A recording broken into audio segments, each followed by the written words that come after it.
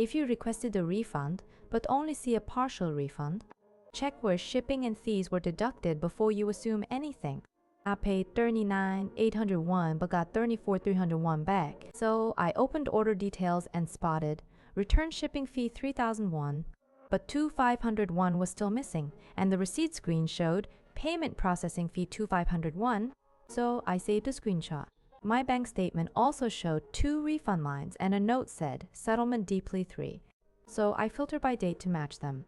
The policy page had one line, return shipping is deducted for change of mind, so I saved it and filed an inquiry within 24 hours.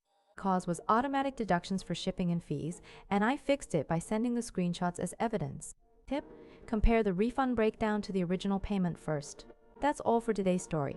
We'll be back every day with a new one. If you want to catch tomorrow's story too, please like and subscribe. An installment can look like a full lump sum next month, and if you don't verify it, you might even miss a payment. I bought something for 300,000 won on a 6-month installment, but the next month it showed up like a single full charge. So I opened the transaction details and checked the installment line, and the statement showed it split as 50,000 won per month.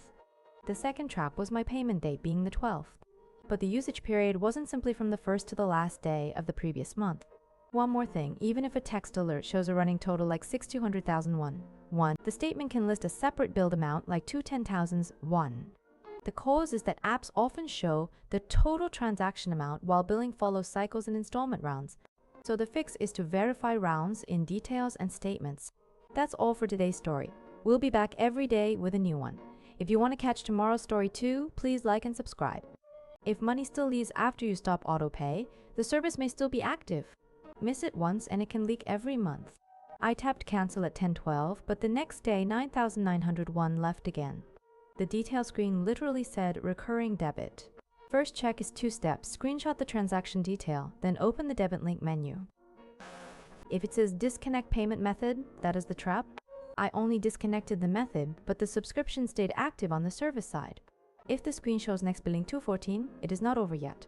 Second loop was simple. Tap cancel subscription and save the confirmation screen. Then ask for a merchant block on the payment side and the recharge is stopped. Cause: your autopay cancellation only disconnected the payment method, not the service. Fix: capture the subscription cancellation proof and block future charges for the same entry. That's all for today's story. We'll be back every day with a new one. If you want to catch tomorrow's story too, please like and subscribe. At 10:14 p.m. and 39,801 showed up, so I assume my family did it. If you skip checks, you fight first and refund later. Everyone said it was not them, so I opened the transaction details. It said wallet payment token last 4 digits 4821. Then at 7:52 am, 12,001 hit again, so I checked linked devices.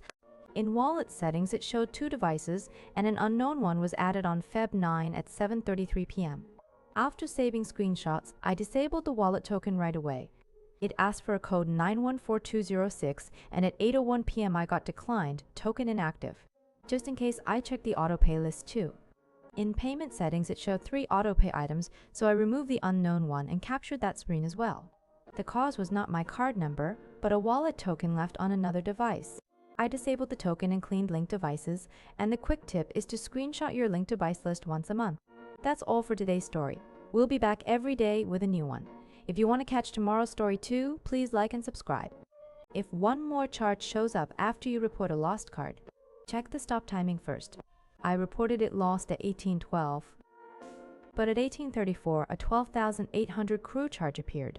So I opened the transaction details and checked authorization time versus posting time. That is where offline crews appear. The authorization was at 18:05 before the report, but it posted at 18:34 after the report. If you are still unsure, ask support to send the report receipt number and stop time by text. Records win. In the end, it was an offline approval that posted after the stop. I saved the detailed screenshot and enabled instant alerts. That's all for today's story. We'll be back every day with a new one.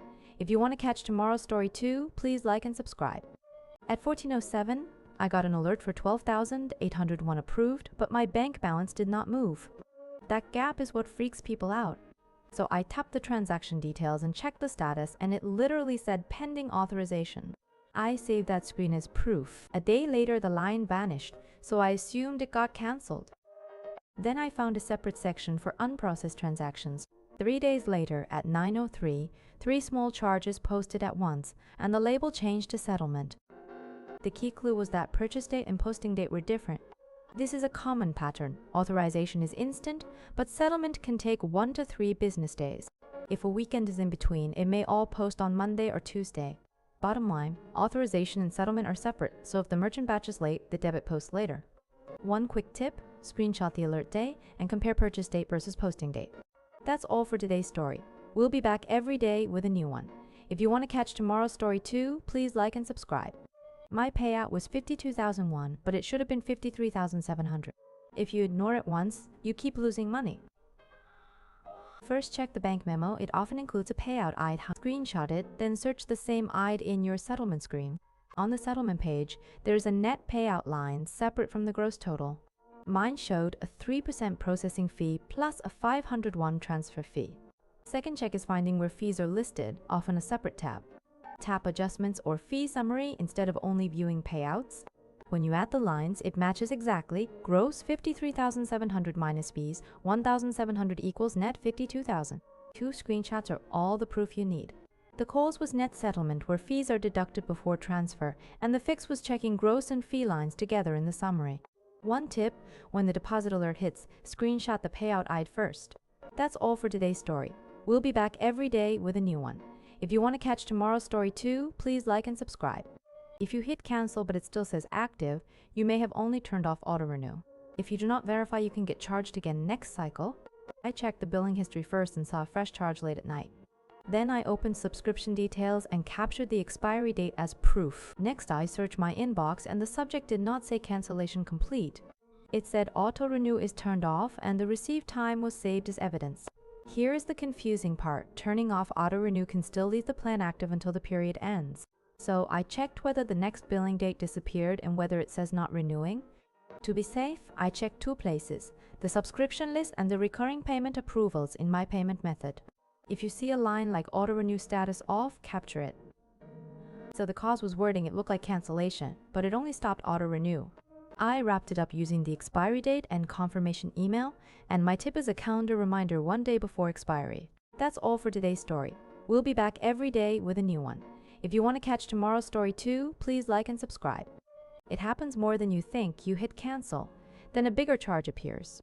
If you do not check the trail, it can repeat next month too.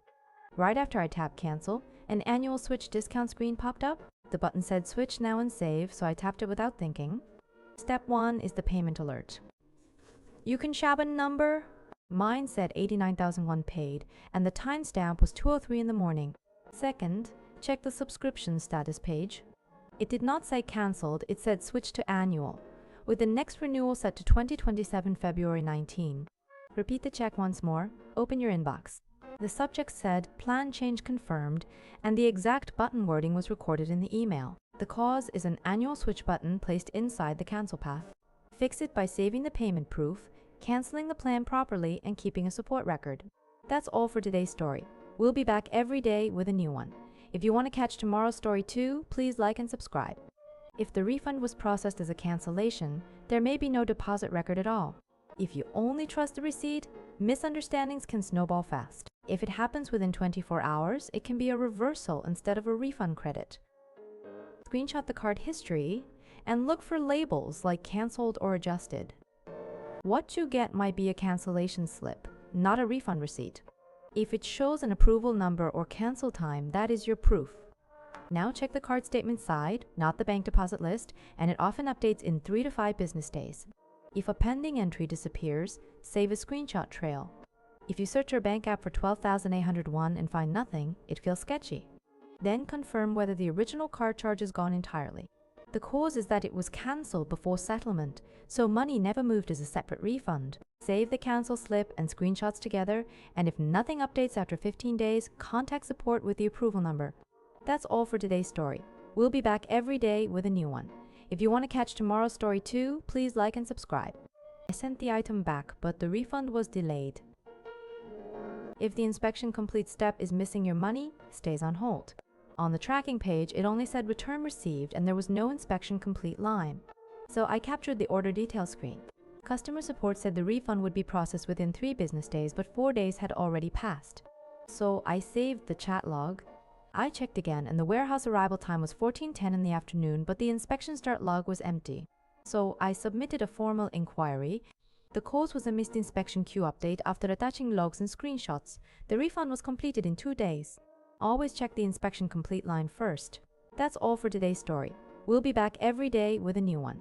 If you want to catch tomorrow's story too, please like and subscribe. I canceled because delivery was late, but the package showed up the next day. If you do nothing, refunds can stall and misunderstandings start. Here is how it starts. I hit cancel at around 4:30 in the afternoon. First, screenshot the cancel complete page and note the order number. Next morning around 11, a notification says out for delivery. Open tracking and capture the timeline change. That becomes your clean evidence. Even when it arrives, do not open it yet. Take a photo of the sealed box as is, then message support with the cancel screenshot plus the tracking log together. Second loop, it can look like the refund is stuck for 2 business days. Check your payment history for a reversed authorization or a partial cancel note and screenshot that line. The cause is simple. Payment cancel updates first, while shipping already moved to dispatch. The fix is to bundle 3 proofs and trigger a pickup return, and the tip is to save the status screen right after cancel. That's all for today's story. We'll be back every day with a new one. If you want to catch tomorrow's story too, please like and subscribe. If you paid but the receipt item looks wrong, suspect the merchant item code first. It can lead to refund delays or even disputes. I paid 28,001 at 14,003, but the receipt showed a generic item label.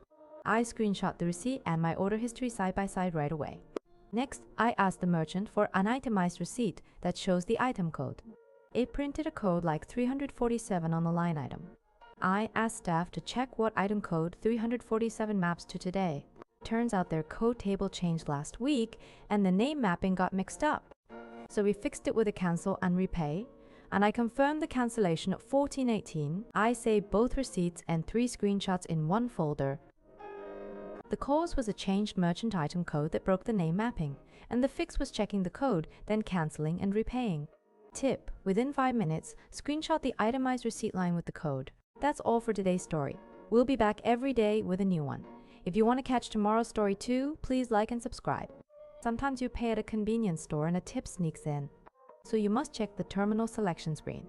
On the receipt, a separate line said tip 301, so I took a photo before doing anything else. When I looked at the terminal again, add, tip, and skip were side by side, and the selection area was easy to mistap. First, check your transaction history. I compared the amount in my card app and it was higher by 301. Second, check the store record. I showed the receipt photo to staff and asked if the tip line could be voided or refunded. The cause was cramped button placement that triggered add tip instead of skip, and the fix was using a receipt screenshot to correct it immediately. That's all for today's story. We'll be back every day with a new one. If you want to catch tomorrow's story too, please like and subscribe. You canceled your card payment but the refund did not go through. If you ignore it, it can show up twice on next month's statement. I tapped cancel at 10:10 p.m. that night. I immediately captured the line that said cancellation request completed in the transaction log. 2 days later, it was still marked as pending. In the support notice, I found a line saying partial cancellation not allowed for this item. The total was 120,001 and I tried to cancel only part of it. The chat log clearly said full cancellation first, then new payment required. The cause was the no partial cancellation rule and I simply did not know the process. Before paying, check one line in the terms about cancellation method and refund timeline. That's all for today's story. We'll be back every day with a new one. If you want to catch tomorrow's story too, please like and subscribe.